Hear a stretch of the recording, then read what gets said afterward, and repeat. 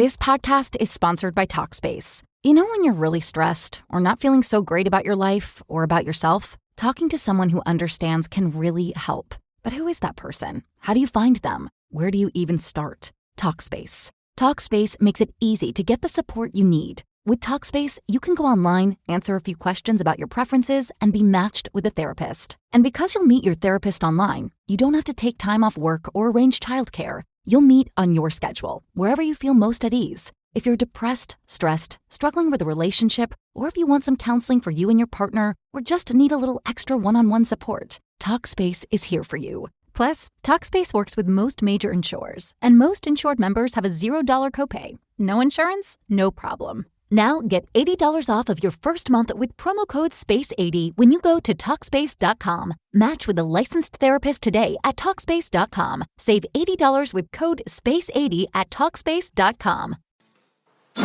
This is Money Moves on VSiN, the Sports Betting Network.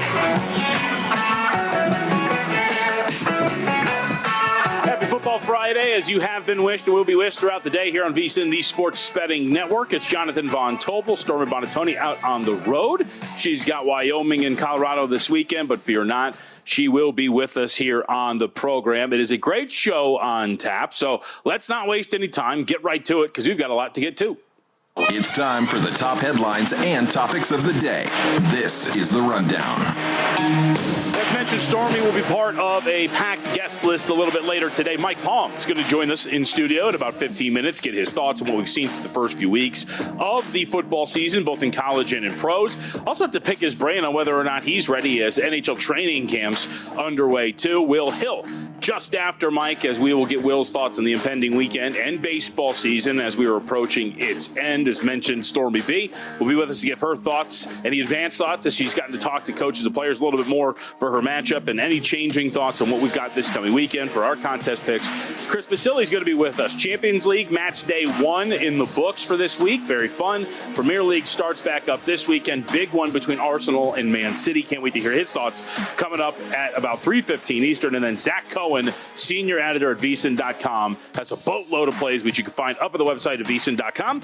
Get his thoughts on what will transpire in football. Speaking of week 3 of the NFL, here on this Friday, we'll have our usual suspects in terms of content. Ton of injuries to go to, news, and our market power ratings for week 3 of the NFL. And I'll just tease this. You probably know who it is, but I will say that according to the betting market, we have a new worst team in the NFL. Congratulations to the New Orleans Saints. You are no longer the lowest power-rated team in the National Football League. We'll tell you who that team is when we get to our market power ratings at the top of the next hour. And last but certainly not least, and this is what we begin our show today, survive and advance. The Buffalo Bills in a way too sweaty performance last night against the Miami Dolphins. Get it done, 31-21. Dolphins as an 11-point underdog at the close here at Circa. They stay inside of the number. Game goes over the total, so we have another over there. Hard to really wrap your mind about what exactly happened last night.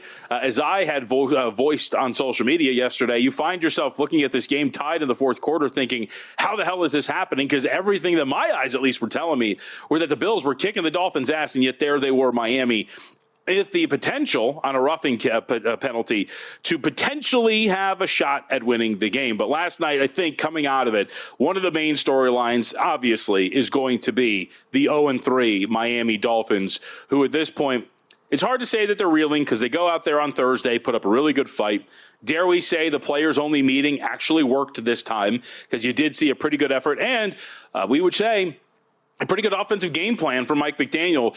It was successful. Looked like they took the air out of the football, really had some long drives that was keeping Josh Allen off the field, left that Bills offense looking somewhat disjointed as well, and yet they still lose and now fall into an 0-3 hole and could be the worst team in this division in the AFC East. We'll get to that. But the real question now becomes, and this was something that I had pointed to prior to the season, there were indicators here that Tua Tagovailoa was regressing if you looked at some of his season numbers. And again, last night, 38 dropbacks, completes 64% of his passes. You can round it up to 65, but only 4.3 yards per attempt, a turnover-worthy play rate of 5%. Of course, through an interception, had another one that was almost picked off, 2 touchdowns, the fumble as well when he was dropping back. This has been an extremely poor season for Tua Tagovailoa in terms of him putting the ball in danger. He actually, throughout his career, has had quite a few seasons in which he's had some pretty below-average numbers in terms of turnover-worthy play rate, but this, by far, has been his worst season if it keeps up. Last season, in 435 dropbacks, Tua Tagovailoa had a grand total of 12 turnover-worthy plays. He has 7 already so far this year. He's thrown 4 interceptions so far. And the other metrics here, 6.5 yards per attempt. If this were to hold, it would be his lowest since his rookie season. This has been a very poor start to the year for Tua Tagovailoa, as we know. And generally, if you're going to not have explosive plays, you're not going to be able to find guys downfield, that's fine as long as you're not giving away possessions. But this has not been the case for Miami. So you get some extra time to rest and get ready. But it is going to be fascinating to see where the market decides it is going to put this Miami Dolphins team in the standpoint of, and just in the grand scheme of where these teams are at. You could argue now that this is going to be next week the lowest point for this Dolphins for this Dolphins power rating. You see the adjusted win total here in the AFC East, 5.5 now for the Miami Dolphins. Division odds way in the tank now at 50-1, 120-1 for the conference odds, 300-1 if you want to bet them to win a Super Bowl. And I think the other side of this, because we should not let it be buried, and this is one where we had our group chat going last night for Money Moves, and Stormy and I, for the show, had our survivor entry on the Buffalo Bills. And when it was a tie game, my response when we were all kind of freaking out about this was, this Bills team looks like a team that's missing some defensive pieces, and maybe we overlooked that in terms of the ease in which they would be able to win this game. That showed up in a really big way, I thought, at times, especially those drives when they couldn't get off the field. And if there was a lone flag you can hang out, if you can put up there, if you're Miami, and say, hey, we did this well at the very least. They were pretty efficient on third downs in the game, which is, I think, a good thing for them if they can maintain that going forward, and not a great thing for Buffalo, who was pretty beat up. But 10 of 15 is what Buffalo allowed on third downs. Something to put a pin in it. But next week, they have extra time to get ready for a home game against the New Orleans Saints, who are zigzagging back and forth across the country. The New Orleans Saints, of course, have Seattle this coming weekend. The survivor implications are obviously pretty interesting. Derek Stevens was on with our guys on VSiN Primetime yesterday, and as they were discussing the survivor implications, how many teams or how many folks are going to use these, how many entries are going to be in there. I know Humans had a couple of entries on the Buffalo Bills. As we mentioned, we did here as well. I'm going to be very curious to see what percentage of folks ended up using the Buffalo Bills for survivor this week, because I thought Derek made a very good point, which is you can really make a strong argument with Buffalo not being on either of the holidays and looking at the way the rest of the schedule breaks down, that this next week against the Saints, maybe two of the better opportunities to use the Buffalo Bills. Now, we'll see what the Patriots ultimately become, and they take them on at home in week 5. But if the Patriots, let's say the Patriots grab a win here against the Pittsburgh Steelers, look relatively competent in doing so, a Patriots team that the market thought very highly of heading into the year, which took a small ding after week 1 in their performance against the Las Vegas Raiders. But if this Patriots team is going to continue to improve and these defensive injuries start to last or really take shape and take hold of this roster for the Buffalo Bills, either this week or next week against the Saints with some extra time to get ready, makes a lot of sense that you were going to burn Buffalo here. So we'll see how many entries ended up having the Bills, but we'll wait for those numbers when we have them coming up over the weekend. By the way, it's a good point to point out that we have our contest shows and everything on Saturday, so make sure you check those up at VSiN.com. You can watch, of course, there, YouTube TV or SiriusXM. Let's get to some news of the day, though, as we are getting closer to the NFL Sunday. A lot of injury news. This one, not surprising. We don't spend a ton of time on it. Jaden Daniels had been practicing all week. Today, another day of non-practice. He is officially out for this game Sunday against the Las Vegas Raiders. Current number right now across the board for Las Vegas and Washington, down to 2.5 juice to the favorite side. Again, like we're always in this instance where if it's 2.5 juice to the favorite side and there's a 3, it's juice to the dog side.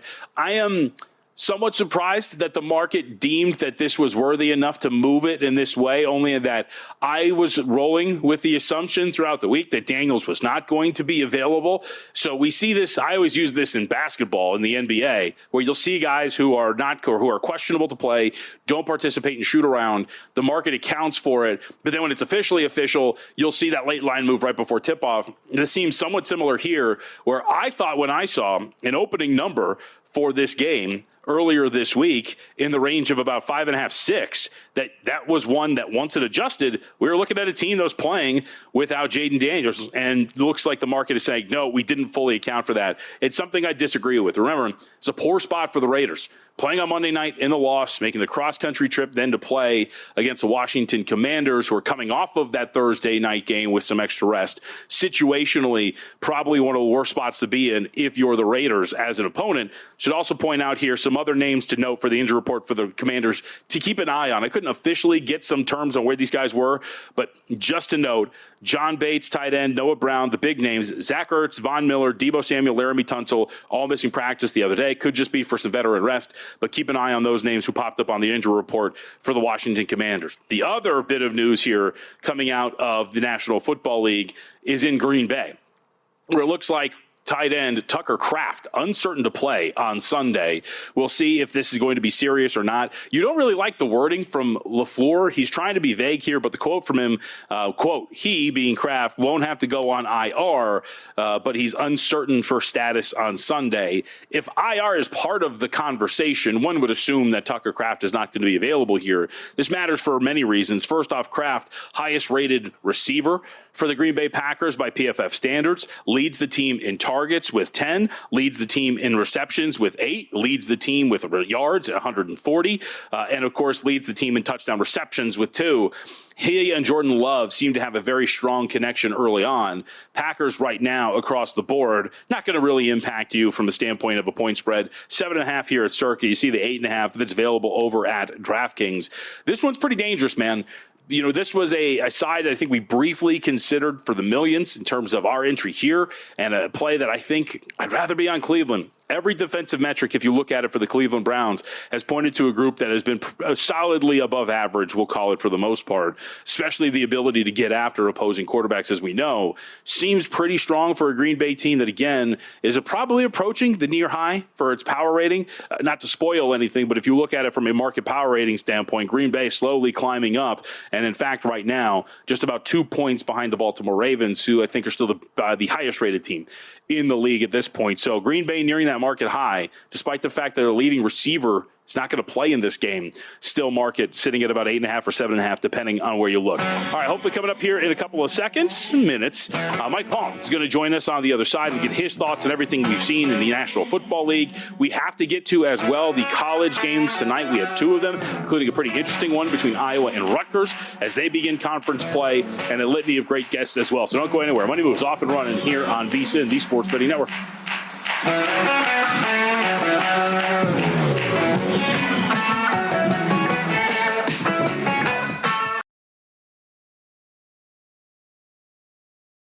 This podcast is sponsored by Talkspace. You know when you're really stressed or not feeling so great about your life or about yourself? Talking to someone who understands can really help. But who is that person? How do you find them? Where do you even start? Talkspace. Talkspace makes it easy to get the support you need. With Talkspace, you can go online, answer a few questions about your preferences, and be matched with a therapist. And because you'll meet your therapist online, you don't have to take time off work or arrange childcare. You'll meet on your schedule, wherever you feel most at ease. If you're depressed, stressed, struggling with a relationship, or if you want some counseling for you and your partner, or just need a little extra one-on-one support, Talkspace is here for you. Plus, Talkspace works with most major insurers, and most insured members have a $0 copay. No insurance? No problem. Now get $80 off of your first month with promo code SPACE80 when you go to Talkspace.com. Match with a licensed therapist today at Talkspace.com. Save $80 with code SPACE80 at Talkspace.com.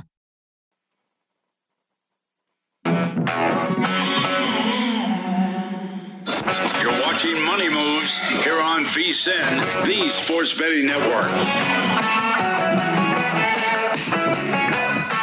VSiN.com, folks. Check it out now. /subscribe. You get the daily best bets, the exclusive betting splits, the full access to the tools, which I don't think we promote enough. Our tools are great. I love the prop player analyzer, both in the NFL and the NBA. Make sure you check it all out. Sign up for as little as $9.99 up at VSiN.com/subscribe. Back here at the desk, coming up in about 30 minutes, Stormy Buonantony will make way, and she'll take some time out of her busy schedule. She's got lunches and meetings and all sorts of busy things out there. in Colorado. But Mike Palm, an equally busy person, has joined us here at the desk. How are we feeling? Great to be back on with you, John, and hopefully at some point on with you and Stormy when she can get a travel schedule where she's here on a Friday. She was here last Friday. She was. Yeah, she was. I guess she was. She went to Berkeley last week, and then that was it. She had the late night game. She was the big star of the show. She forgot her microphone, the security guard. So I've charged her with this. I told her, I said, "Can you have? This is what you have to do this week. Have a normal game." Because she was there for the storm, the storm field, or the field storming, excuse me, with Mississippi State and Arizona State. Then she makes headlines again by sending that poor security guard all the way across the field for absolutely no reason. Like, just have a normal game. She used to be, you could go around wherever she went and bet the dog because these dogs would pull. Remember Stanford beat Oregon on the farm in like week 3, and wasn't Cincinnati almost got beat to ruin their perfect season? Yeah. So she was like the underdog queen for a while. Yeah, so that's why I asked her. She brought those up because I asked her, was that the best field storming that you've been a part of? She said yes. She listed off the ones she was part of. But yes, I guess that was her third. Don't quote me on that. We'll have to ask her about it a little bit later. All right, let's ask you about your boys later today since we're on the topic of college football. The Iowa Hawkeyes. What do we make of this? Taking on Rutgers, a road favorite. You guys opened here, too, with a total of 45. This is the best performance for Gronowski that we've seen, but it was UMass, so I don't know how much we build off of it. Do they deserve to be road favorites here? I don't think so, because I think the only two games you can look at for these two teams is Iowa State, and then I think you can look at the week 1 for Rutgers against Ohio. This Ohio defense has been very good. They were terrific against West Virginia. They stoned them in the second half. They made Ohio State work for every point they got. I mean, that was still a game at halftime. And then I look at Gronowski, and it's more the Polish pop gun, it seems like. His best attribute are his legs, which at those FCS schools, that's very handy when you're always playing in the playoffs is 30 degrees below. Yep. When you're playing up in Montana and Montana State and all those games. So I don't know what Iowa's proved yet, and I don't think they deserve to be a road favorite. It's also, again, a strange time game, a Friday game. It's out of schedule. I think that's always worse for the road team, just like Thursday night football is in the NFL. So I know the line's 2 now, but it was 2.5 for a while this week. But we can call it 2. I took the points with the home dog here. On a Friday night where it's pretty quiet, these are the 2 headliners. We got some WNBA tonight. How much are you guys going to pull in on 2 games like this? Oh, yeah. Well, it's a Big Ten game. So the Big Ten game will do right. It's interesting because Illinois, Indiana tomorrow night will do a ton of right because it's an important league game early in the year, right? Somebody asked me earlier today on a radio hit I did, will Florida, Miami do more right, or will Indiana, Illinois? Indiana, Illinois will do more right because it's a conference game and it has more meaning to it there. So we'll do low 6 figures, 200, 250, 300 on that Iowa Rutgers game because you get these to be standalone games. And the interest in Major League Baseball, there's only 4 or 5 games that are meaningful each night, right? Yep. So that wanes as well on the weekends. Well, and I mean, when you get these lopsided matchups too, at the end of the baseball season, I don't need to tell you, these favorites get so big where the general bettor is going to come in and be like, I don't want to lay that price. Like, what are we doing? Yeah, all of a sudden the Guardians now that makes this last stretch of 9 games very interesting. And I looked at that. I bet the Tigers, not preseason, but 10 games in and then 20 games in. So I have a minus 105, minus 135 to win the Central. And I'm getting a little nervous. Yeah. I know the Guardians don't score a ton of runs, but they seem to find these kids out of these steel towns that can come in and just shut you down in these late innings. And the bullpen is so good. So I looked yesterday. Yep. You could still find the Guardians at 15-1 to win the division. Or did you want Bibby, who's won 17 straight starts against the AL Central, at 2-1 against Scuba? I said, well, let me take Bibby. Because if they lose that game, I almost lock up the division. Well, I took Bibby and win the 2-1, but now 7-1 on the division, right? So we'll ride it out a little bit. But that becomes interesting because they get the Twins now. Yep, 4 games against the Twins on the road. 1 last series with the Detroit Tigers, for those who don't know the schedule off the top of their head. Then they wrap with Texas. So you could, in theory, end that series on September 25th with Detroit with a lead in the AL Central. And they just got to close out against the team fighting for a wild card potentially, too, in Texas. I will say the biggest series going on in Major League Baseball. We'll get back to college football because I wanted to pick your brain on something. Very quietly, I keep saying this, Mike, maybe because I'm just trying to speak this out of existence. There is a beat on a win total that is starting to take shape right now. My Angels cannot win a game. They are stuck on 69, right? They have a series against Colorado here, but they wrap with Houston and Kansas City. I don't think it's out of the realm of possibility that those who have over like I do are sitting at the end of the season going, what the hell? I know. I kept telling you all year, this is a feisty team. You made a great bet, right? Yes. They're in everything. They fight every game. You're in great shape. Who knows what you'll get with Kansas City? I thought my 82.5 was in good shape with Kansas City. I'm sweating that now every night as well. Yep. You know what I think is interesting, too, when you look at futures? At some books, the Astros and Mariners play, and they're in a flat-footed tie for with the same record. The Astros are still a slight favorite at some books, but at every book, Seattle is a much shorter price in the future markets for AL and for the World Series. So I think that's interesting. I think you still have value in betting Seattle near a pick for the division, and they are built for the playoffs with that rotation, and you're still getting some punch here. You think Raleigh has any shot at the MVP? I always say this. This is why I wish I have, and maybe it's good you're here because you're somebody with power. I have said 1,000 times that I wish these MVP markets had more on them to bet. So in terms of total first place votes, this one's a little bit more in the weeds, but points spread between first and place. How about over under finishing position on a ballot? Because it makes the conversation more interesting. Because I would tell you, yes, he has a shot. But if we're right in saying, all right, he's going to get a few more first place votes than maybe the market thinks, we're still losing that. Yeah, that's true. You could actually have margin or number of first place votes. Right. I mean, there's very few markets that are even still up or bettable. I was just talking about. I still think Cade Horton's worth a bet. You can still find him out there at 2-1 for National League Rookie of the Year. I think he has it locked up.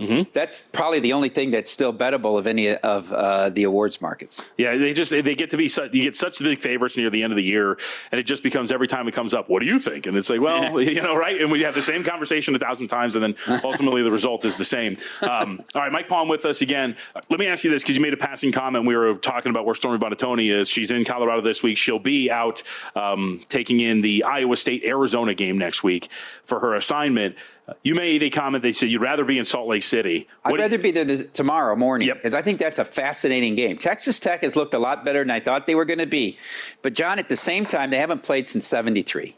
So nobody on this team for Texas Tech has been to Rice Eccles. And I think it's a lot like Outson. Unless you've played there, you don't understand how loud it gets, how on top of it the fans are. You benefit because it's an early morning game. But still, I think that's worth more than most home field advantages. I like Utah on the money line in this game. I don't want to lay a full field goal, but I think that's one of the games of the days, and you get it right off the bat. You guys are at 3 minus 120. Yeah. Where do you think it goes? Does it get off 3?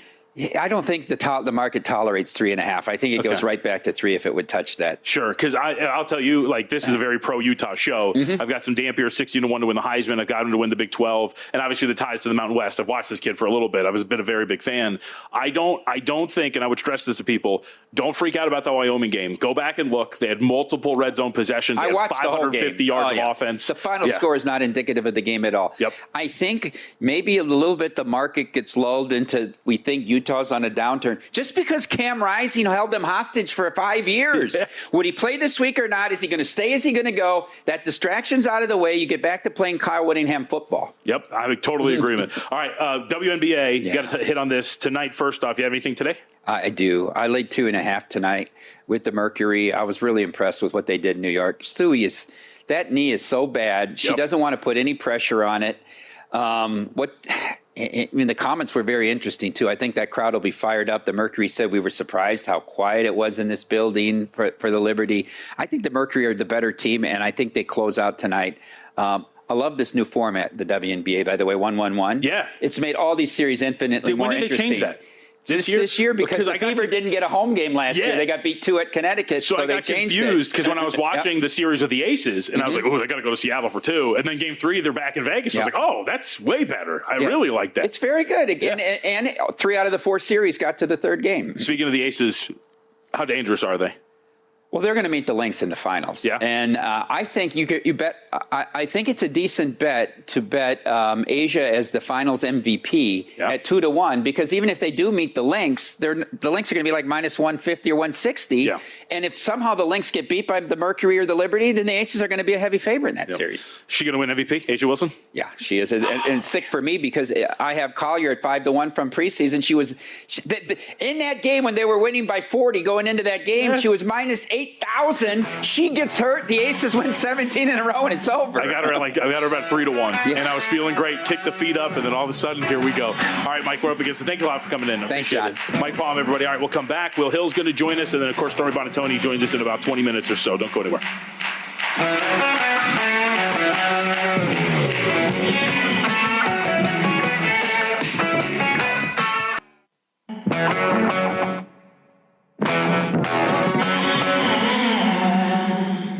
You're watching Money Moves here on VSiN, the Sports Betting Network.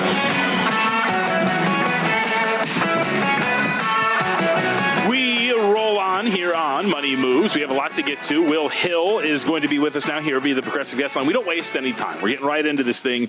Our buddy Will, he needs every single second to give us his pontification on the pigskin. Will, buddy, how we feeling? How we doing? What's going on?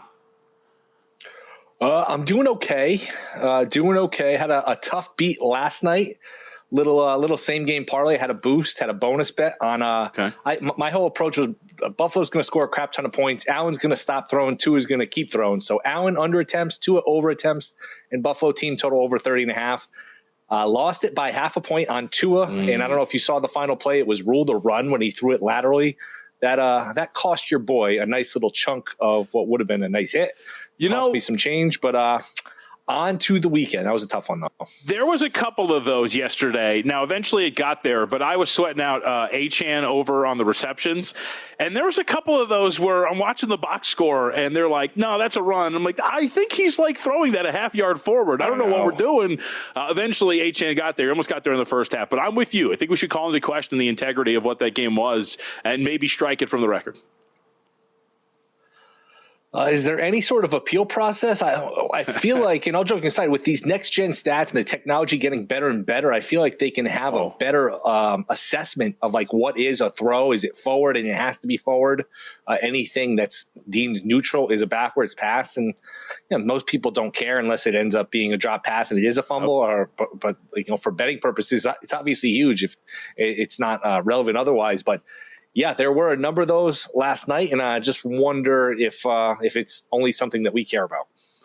It might be, but just wait until so many years ago, this is a total deep cut, but many years ago, I think it was FanDuel that had signed to get the NBA's tracking data. And among that is stuff like catch and shoot attempts, pull up attempts. And I was making the case when the deal went down. I was like, I want over unders on catch and shoot 3-point attempts, not just 3-point attempts, catch and shoot 3-point attempts. And to your point, some of these advanced metrics, some of the markets you could put up, we'll just say over under average depth of target. It would be a ton of fun, but we will not get into that. That would be just a whole nother can of worms. All right, let's talk about some of the games you've got. Since we're talking about it, let's hit Monday. Let's hit NFL.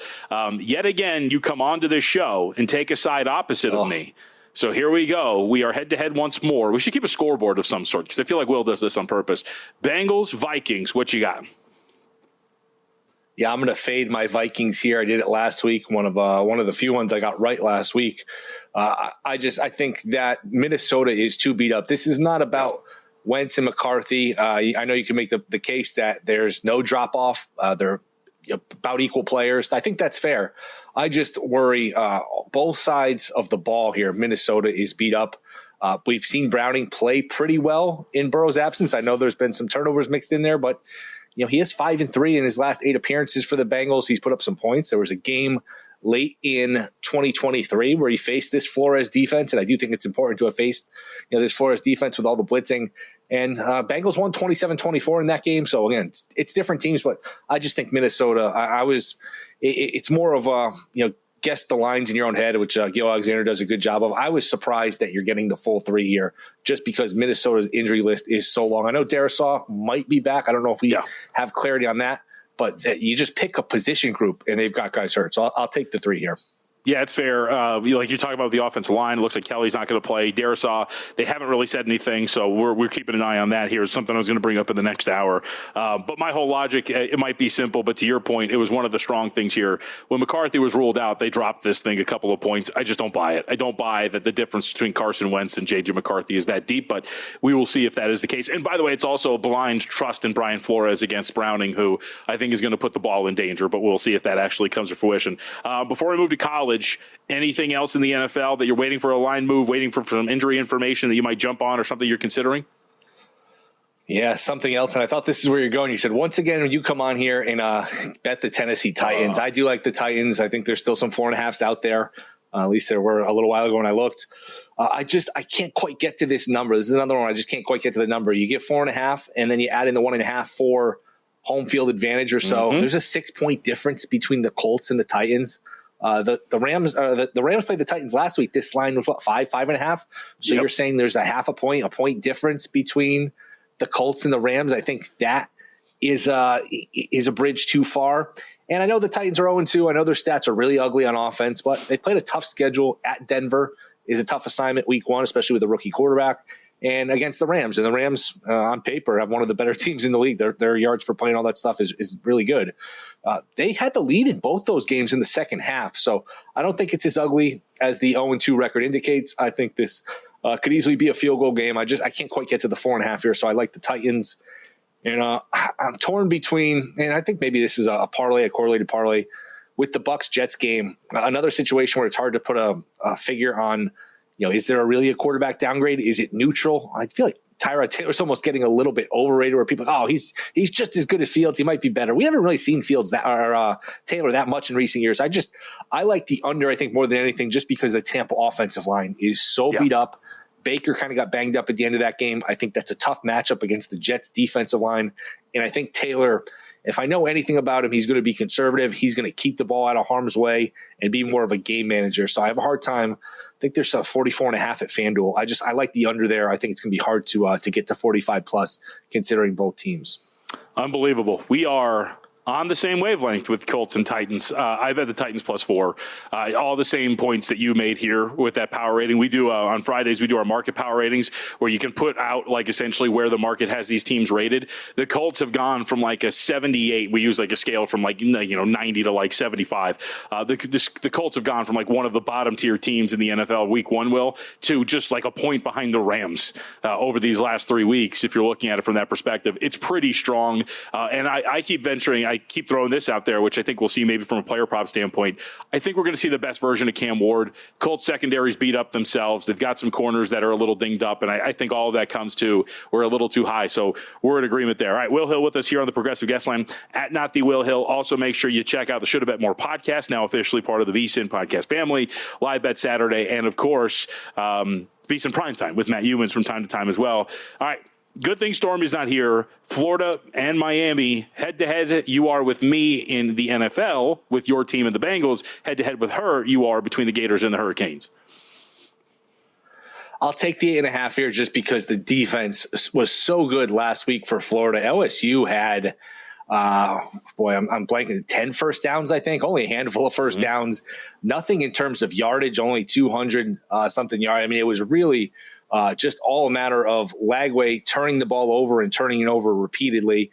LSU didn't score a point on offense in the second half. Florida's defense has to be furious because they pitched a shutout for a large portion of that game and still ended up on the wrong side of it. So I think they have enough to keep this game close. I am concerned that there are some whispers that Lagway, not only not 100%, but if this doesn't go well tomorrow when they're 1-3, I know there's some concerns that maybe he decides to get surgery and shut it down and just kind of regroup, which maybe he should have had that surgery, I don't know, before the season, in the spring, in the summer. There's been kind of whispers about the status of his health. But I think rivalry game, you're getting a lot of points. You're buying low on Florida. What was the summer line on this game? 2, 3? I get Miami's really good. And I'll talk out of both sides of my mouth here.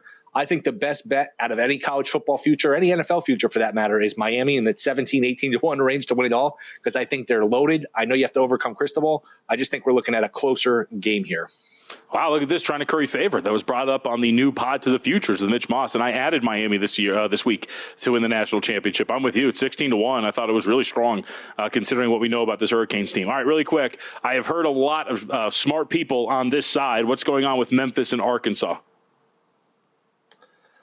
I like Memphis plus the points. I just don't think Arkansas is very good defensively. It's the old school handicapping of a trap game with Ole Miss last week and then Notre Dame next week, which, just as a quick aside, I can't remember Arkansas and Notre Dame. I'll have to look up if they've ever played. I can't remember Arkansas and Notre Dame ever playing a football game together. Something about those two uniforms together and being on the same field. That is such a weird cross conference kind of matchup there, but a little bit of a trap spot. I think Memphis is underrated. Memphis is one of these teams in the group of five. Memphis, USF, Memphis, South Florida. I guess you could throw Navy in there that has a shot here at the group of five entry into the playoff. But I just think close game, back door is wide open. I'm happy to have the hook here. I think I was thinking like closer to 6.5. I was surprised we get the full 7 and then go through the full 7 at 7.5. I know it's an SEC team against a group of 5 team, but I'll take the points here with Memphis. Arkansas and Notre Dame have never played. This will be their first game together coming up next week. So it gives you an idea. That? Yeah, I'm with you. There's some logos when they clash, it just looks like it's grating against my brainwaves, and this is one of those where that is definitely one of them. It doesn't really compute. All right, well, again, at Not the Will Hill up on X, the Should Have Bet More podcast. We've had Stormy on recently, so that's a good listen. Go check that out among every other episode. Will, good to talk to you, buddy. Thanks as always. All right, appreciate it. Thanks for having me. Got it. Again, at Not the Will Hill. Should Have Bet More pod. Check out all the podcasts, by the way, that we have as part of the VSiN umbrella. And go to VSiN.com and check out everything we have to offer. All right, speaking of the usual person in this chair, Stormy Buonantony, who's just really, really busy, only has time for about 10 minutes, will join us next, get her thoughts on maybe some expanded thoughts on her game this weekend and a little bit more on what we're going to see specifically late nights in college football.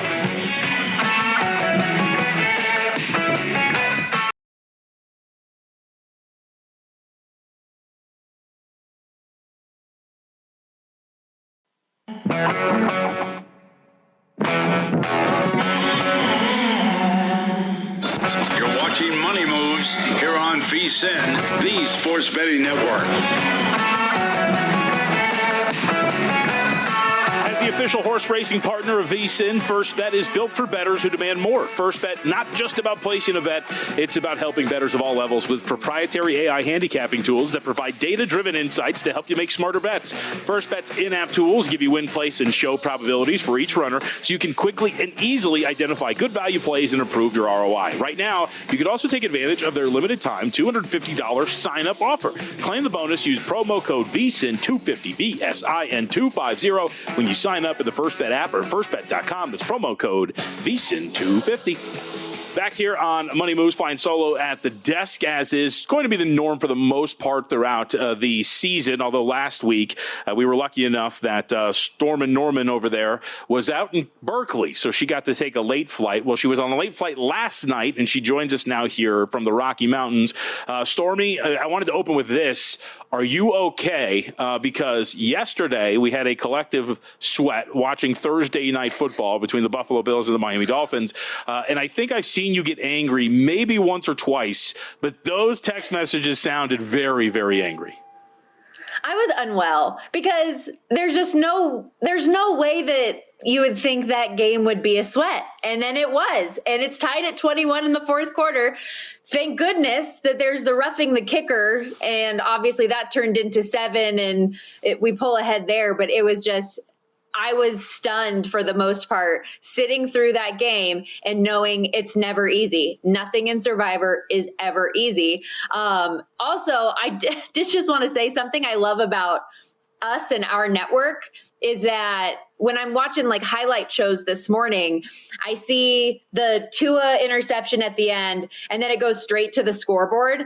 And it's just so funny how regular media and us is so different. I'm like, how do you not show the Matt Prater field goal that pushes the total over and cashes the Bills team total? What are we talking about? So that was at least a positive on a night that I was stressed from Survivor and I was losing all of my prop bets and was very upset. Of course, I mentioned the Dalton Kincaid props that are no sweat that I didn't play. And then the ones I do are ugly. You, thank goodness, had the Achane receptions. I had the yards. You tell me he has 7 receptions. We should get over 39.5 yards. James Cook has 3 catches for 10 yards because Josh Allen keeps throwing the balls to guys I've never heard of. If he wasn't an SDSU alum, I would say Terrell Shavers. Who? Jackson Hawks? Like, I was very frustrated last night. But we march on, and we're going to get some more green in the win columns. See, there we go. Like that is a hint of the anger that I think was bleeding over in the text messages yesterday.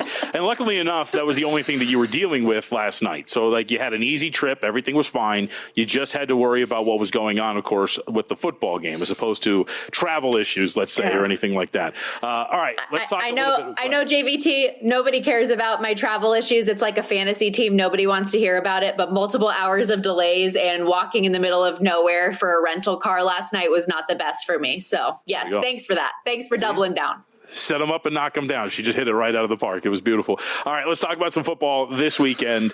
First off, I want to start, since we're talking about the NFL, we can talk about these games a little bit more. We've covered them pretty ad nauseum with where we're at, but I'll throw this at you. You laid 2.5 with San Francisco. This thing is now hitting 3 across the board right now, so I think you're on the right side of this. Where do you think this ends up? And I guess I'll ask a second question. Where do you think it should end up? Because I'm with you. We're going to do market power ratings. We're going to have a preview with you because we have a new bottom-ranked team. San Francisco is still pretty low considering they're getting Purdy back. I think so too. I wouldn't be surprised if 3 is the final number that we ultimately get come game day. Just because even though both teams are 2-0, they have both struggled, right? San Francisco hasn't been awesome, but I look at this Arizona team whose defense has fallen apart. They've got the dinged up secondary. Top 3 guys should all be out, which is a room that, as we've talked about, was already down 2 key pieces. Early returns on Mac Jones have looked pretty good. 67% completions, 279 yards, 3 touchdowns last week, no picks, or potentially getting Brock Purdy back. He's day to day as of the last report I saw. And their pass catchers, despite the injuries to that room, have been great. Like, Ricky Pearsall has been awesome. Juwan Jennings was questionable last week against the Saints, has 89 yards and a touchdown. I also don't think that Kyler Murray and James Conner are going to have the same success running against this defense that they've had in the past. We've talked about some of the changes already that Robert Saleh has instituted here with that run defense. That is a vastly improved area here at the start of the season. So there are just a lot of things here I feel like continue to work in San Francisco's favor. And you know from the offseason, this is an Arizona team I haven't been high on to begin with. So in this spot, against a team I think is better than they've shown, and Arizona maybe even worse than they've shown. Very excited for this game. Brian Ortega will appreciate this. I'm looking forward to our show being off the air on Sunday because there's a certain establishment out here that is selling $3 beers and $3 shots that I will be taking advantage of to watch this game on Sunday. Stormy Buonantony with us on the Progressive Guest Line. You tweeted out that you have a couple of bets that you added before catching your flight to Colorado yesterday. What were they?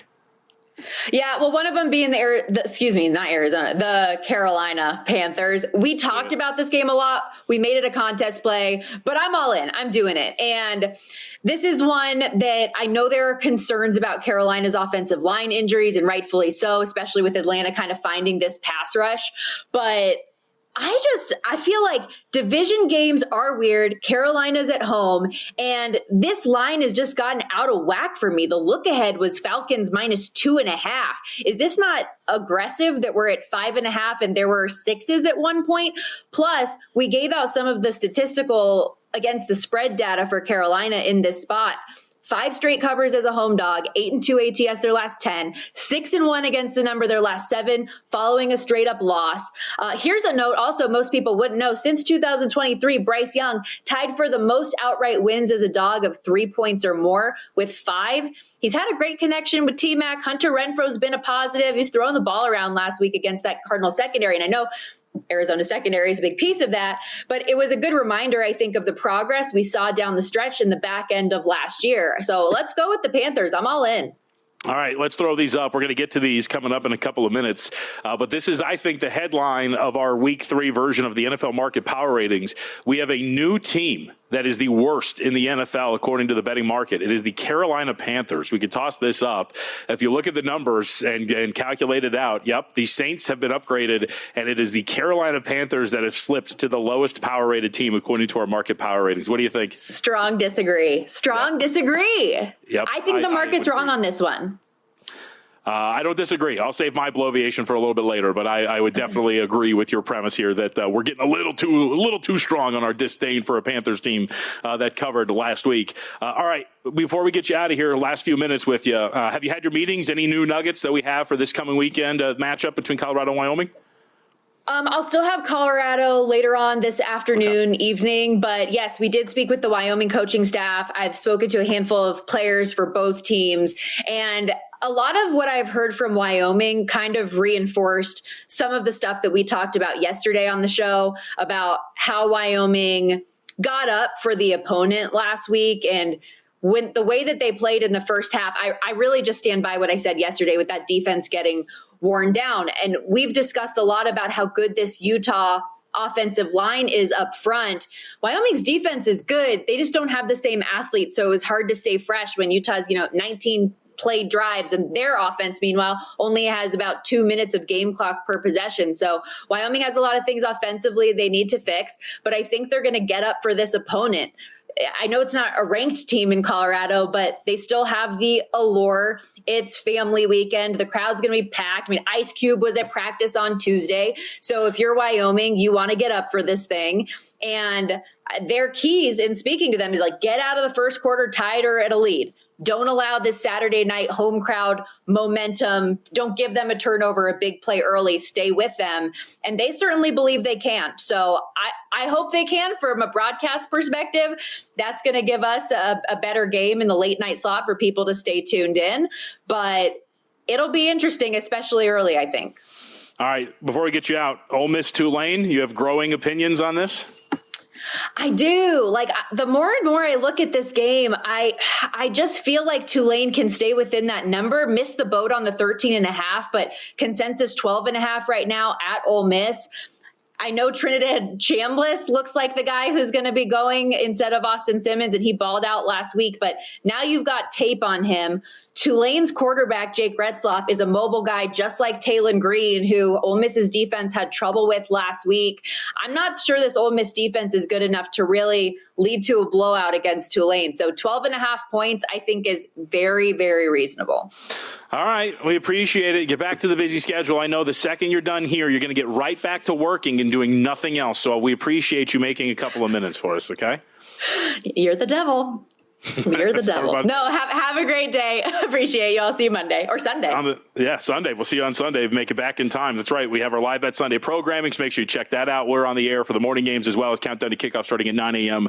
Pacific time. All right, when we come back, we'll take a deeper dive into these Week 3 market power ratings. As we just mentioned, we do have a brand new team at the bottom, the Carolina Panthers. Is that accurate? I would say no. And we've got a bunch of noise in the middle of our ratings as well. We'll talk about that when we come back here for the second hour of Money Moves.